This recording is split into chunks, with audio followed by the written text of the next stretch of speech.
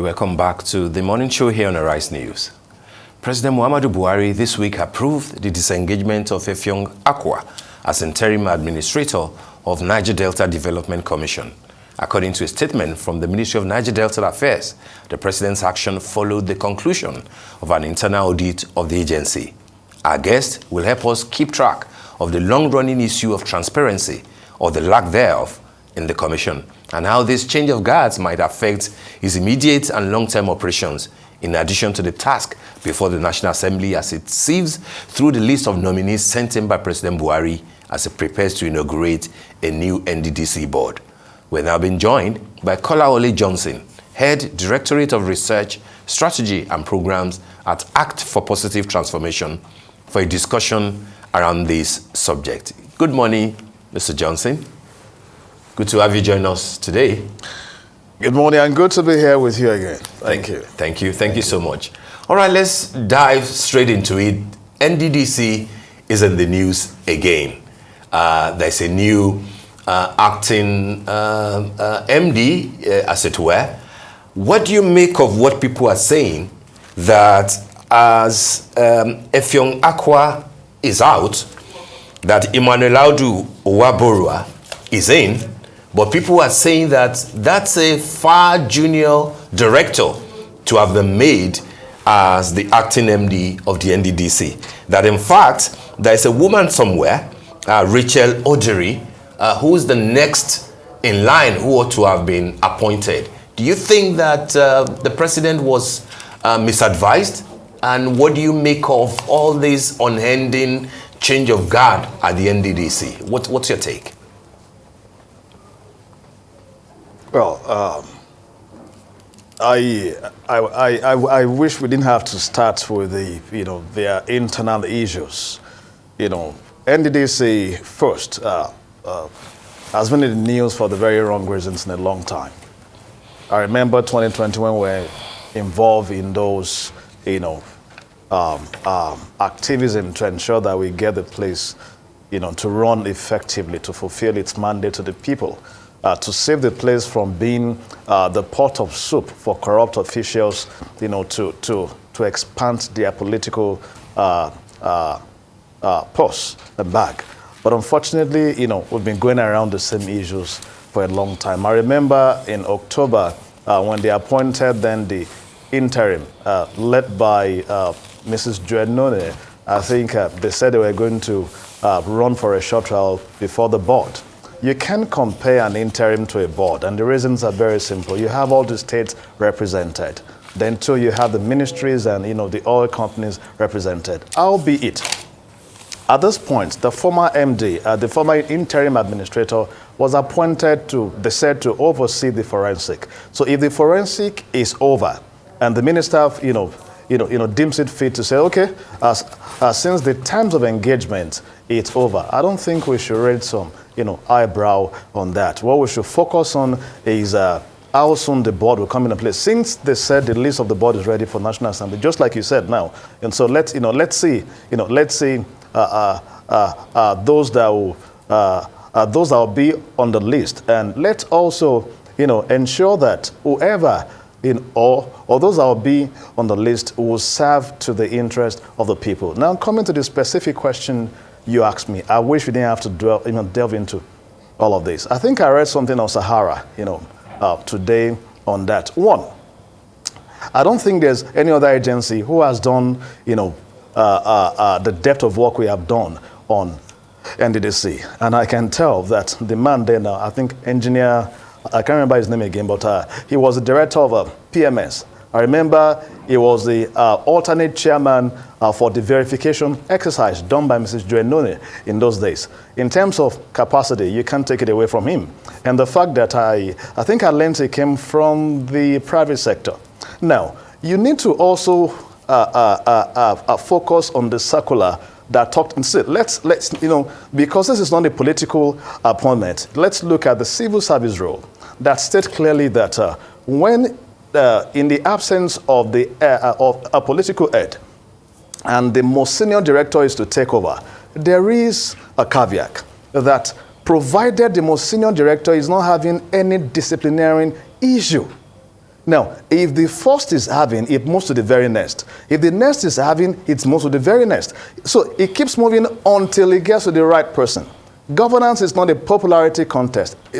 You must be able to satisfy the test of acceptance in a case like this, and following the rules. Now, you mentioned Mrs.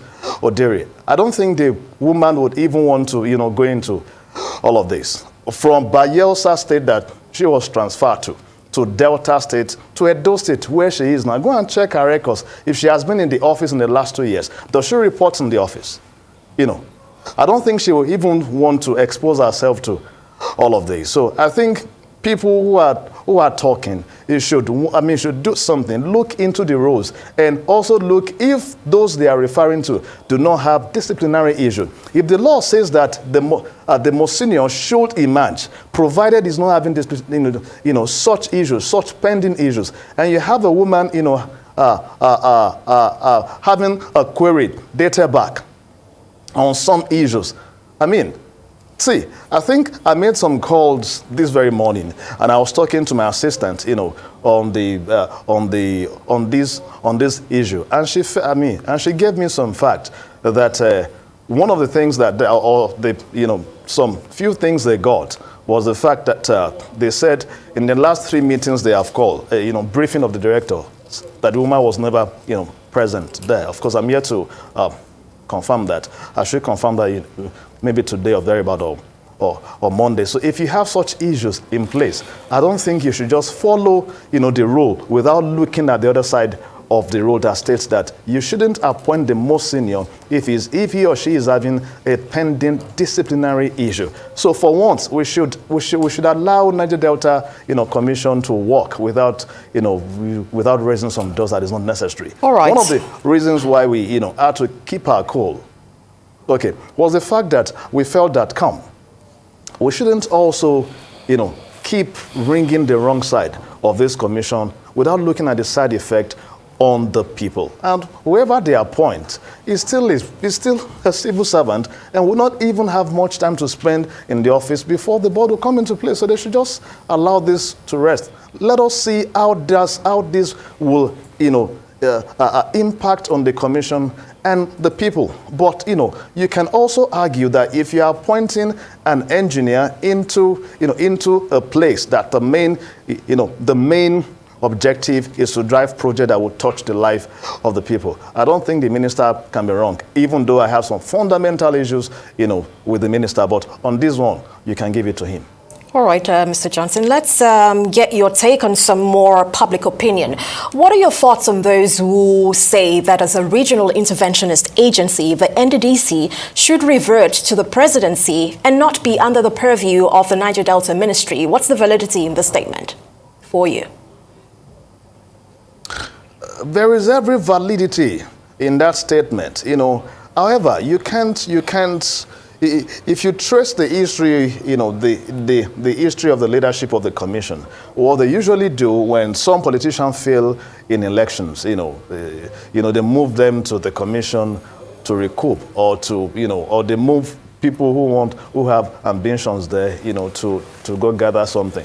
It has become a place for people, to fetch their nest. But I think more importantly, you should look at, if you put it in the ministry, how does it impact? If you put it, if you return it to the presidency, how would that affect, the workings of the commission? Now, let us see what the law states. The law strictly puts that commission under the presidency and not under the ministry. The commission has been existing before the ministry. Don't forget that. And the ministry was created, to add to what the commission was doing, not the commission being subjected under the ministry, but the president, in his own view, transferred his own personal responsibility or delegated it to the minister. Of course, I still have the letter, and we contested that letter. Then we fought it, but nothing was done. And so, if as at that time, those who are shouting now did not join us to condemn it. Are they just waking up to their responsibility? A few months to the end of this government. However, when the board comes into place, the minister will lose every single power because the laws setting up the commission give the board all of the powers they need to function.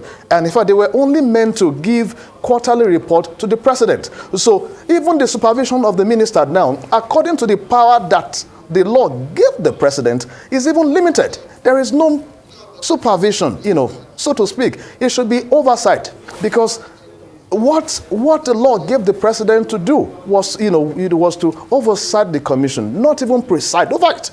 So this absurdity where you have ministers running the commission, it is wrong in every sense. That is not what the law states and envisaged. If the president delegated his power, that power was not to to preside over the commission. All right. In fact, he was to be getting quarterly report. All right, Mr. Johnson, from the commission. Mr. So Johnson. for me, yeah. All right, Mr. Johnson, just in 10 seconds, if you don't mind, because we're struggling with time. How long do you think it will take for the National Assembly to approve of the governing board? Nominees have been sent, names have been sent to them. And what should be the expectation in 20 seconds, if you don't mind, please?